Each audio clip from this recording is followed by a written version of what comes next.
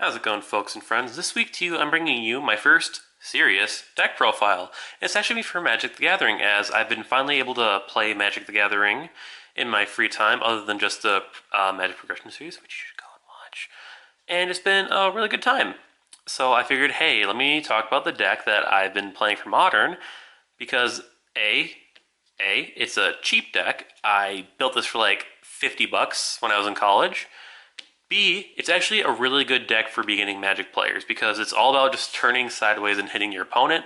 There's no fancy combos, there's no fancy interactions, it's just straight fair Magic, and I think it's really neat. It does pretty well at locals. I've been not doing so great, but that's A, because I'm rusty, and B, because my sideboard might need a little bit of updating, but sideboard's my board. You can figure that out on your own. It's the main board that I think is the most important thing here, even though I'll be going over both. With that out of the way, let's get it going. As I said, this is going to be a 60-card mono-green Stompy deck, and we're going to start off with our Experiment 1. This is your main 1-drop. So it's a 1-mana 1-1, it's got Evolve, so whenever you play a creature that has a higher attack than it gets a +1/+1 counter on it. Then I can remove 2 +1/+1 counters from it and regenerate it. There's another card that's kind of like this, called Pelt Collector, which, when it gets 4 +1/+1 counters on it, it gets Trample instead of being able to remove 2 and regenerate it. I like this more because once Pelt Collector gets 2 to 3 +1/+1 counters on it, it becomes like the #1 target for removal. It gets a big target on its back, your opponents want to kill that thing right away, whereas with this one, the bigger it gets, I'm able to bring it back, and I think that's just a little bit better than just having Trample.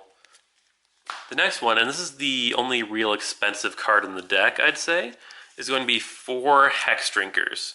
So Hexdrinker is a very powerful card. It's a 1-mana 2-1, so right away, if you play it on 2, it makes your Experiment 1s bigger, or it's just like a good threat.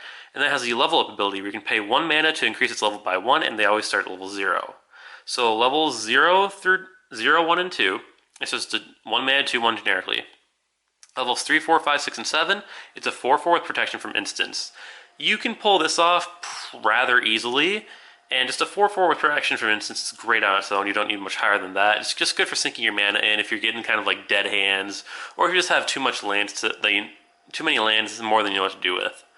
If you're one of the lucky ones who gets to level 8+, it becomes a 6/6 with protection from everything. So it won't die to creatures, won't die to sorceries, enchantments, or anything alike. It's very powerful. The final 1-drop is 4 Dryad Militant. So this is another 1-mana 2-1, and it has the ability where if an instant or sorcery would be put into a graveyard from anywhere, exile instead. So for my Yu-Gi-Oh players, it's basically a macro for sorceries and instants. This is really powerful because, at least at a lot of locals I've been to, there's a lot of combo decks that rely on sorcery, so getting those things in exile right away prevents them from continuing. And it's also still a 1-mana 2-1 that's really good. There was a lot of flashback issues in the new Innistrad set, and if that starts taking off, I think this deck will also be really good. This card will also be really good against it. Next, we get into the 2-drops. So we're going to start with 4 Strangler Root Geists. Speaking of Innistrad, so it's 2-mana 2-1. It has haste right away. So you play your Experiment 1 on 1. You play this on turn 2. Experiment 1 gets a +1/+1 counter, and this says haste, so you can attack for 4 damage right away on turn 2, which that's the main reason why you like that. This also has Undying, so when it dies, it comes back to the +1/+1 counter on it, which +1/+1 counters are very important to this deck, as you'll see later. And this just coming back as a 3/2, whenever it would die, is really good as well. The next 2-drop that we have is going to be 4 Barkhide Trolls. So it's a 2-mana 2/2 with the ability, when it enters the battlefield, it gets a +1/+1 counter on it. So it's a 2-mana 3/3, very strong. And then you can pay 1 generic, remove a +1/+1 counter from it, and it gains hexproof until the end of the turn. So it's a 2-mana 3/3 that protects itself when it would be dead. So this triggers your Experiment 1s, even after you've played a Strangler Root Geist. You can play this on 3, it'll make your Experiment 1 bigger, gives a +1/+1 counter for stuff that comes later. Very powerful card. Final 2-drop creature is, actually not final 2-drop creature, the last 4 of our 2-drops is Avatar of the Resolute. So it's a 2-mana 3/2 with reach and trample that's already busted as is, but as the ability, when it enters the battlefield, it gets a +1/+1 counter for every creature that already has a +1/+1 counter on it. So this triggers off of your Experiment 1s, it triggers off your Barkhide Trolls, triggers off your Geists if they have died already. It's very good. It's not uncommon to see this as a 5-4 or a 6-5 even. It's just incredible card. It's got Reach as well, which flying is a huge, huge way to go over this deck. So this protects against it, and Trample. Like, there's not a ton of Trample on the creatures in this deck, so it's very good. Next, we got double Scoos. Scavenging Goose, for those who don't know, 2-mana 2-2, so it's a bear with upside. You can pay green, exile a card from any graveyard, and if that card was a creature, put a +1/+1 counter on it and gain a life. So again, +1/+1 counters for the Avatar of the Resolute. Gaining a life is good for burn or any burn strategies, and it's an instant speed ability as well. So if your opponent has a pesky creature in the graveyard that like comes back a lot, or they're doing some sort of creature combo, that's very good as well. Next, our final creature of the day is 4 Steel Leaf Champions. Is a 5-4 and can't be blocked by creatures with power 2 or less. Huge creature for 3 mana.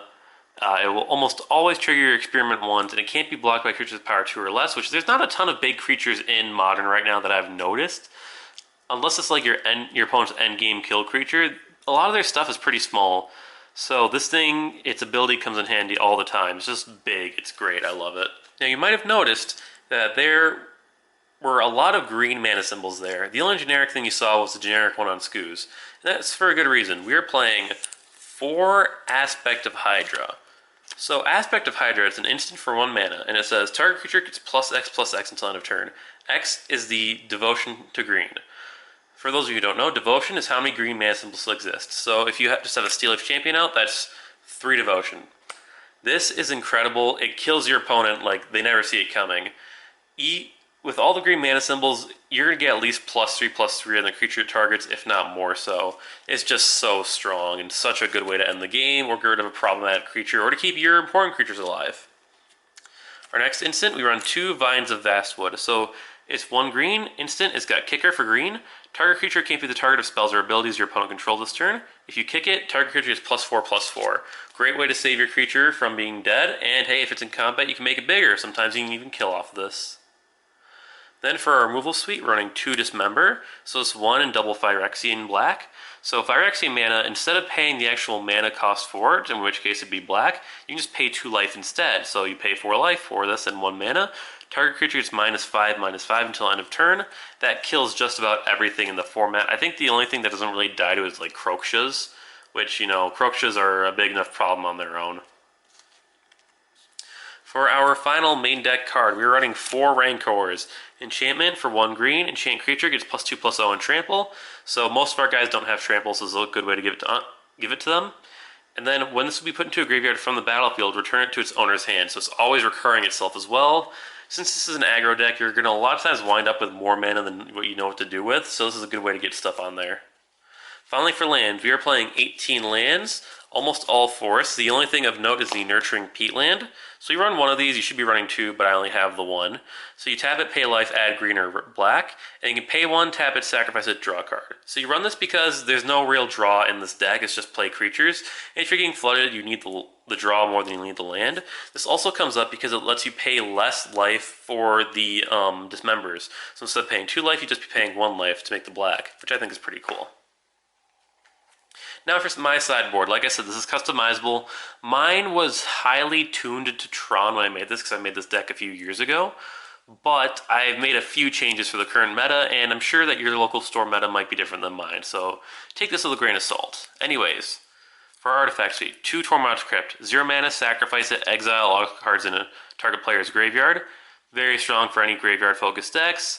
I know graveyard decks aren't huge right now in Modern, but there's always that one. It always comes up. You always need a graveyard killer, so this is the one. Next, I run 2 Damping Spheres.